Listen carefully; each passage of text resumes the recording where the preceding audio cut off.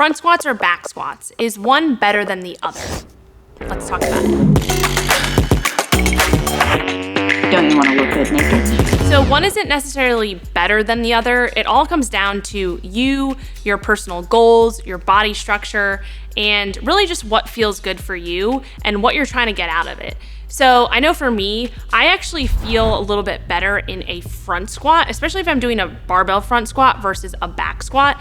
And that's because for me, the way that my body is structured, my femur length is a little bit longer than my torso length, or it's actually a lot longer than my torso length. So when I squat with a barbell back squat, I actually tend to lean a little bit forward because the way that my body's structured, it causes the bar to, if I want it to stay over my center of mass, I have to lean forward a little bit. And sometimes that can cause me to feel just a little bit unstable.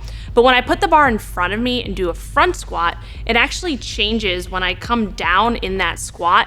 It allows me to keep that bar more over the midline of my foot, which is what we want. So when I'm squatting with a front squat, I actually feel a little bit better and I feel more stable with that. So that's just an example of, one's not necessarily better than the other. It all depends on you, your personal structure, and your goals.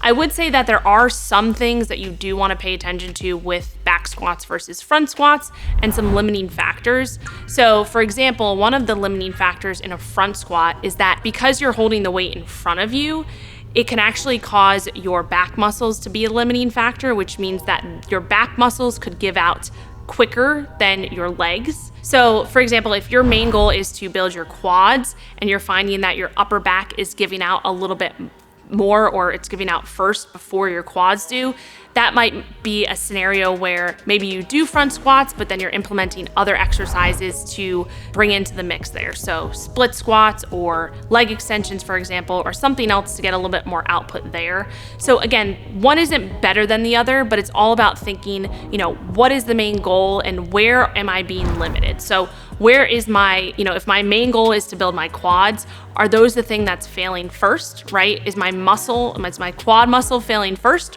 or is it something else? So if you want to go into more depth about squats and really, what's going to work for you, I have a bunch of videos that go over squat depth, so how low you should go in a squat, your squat stance, so whether it's wide or narrow, and how to actually find it, and then a lot of common, tips and mistakes that I see people making with squats. So definitely check out those videos if you want to learn more about proper squat technique for you.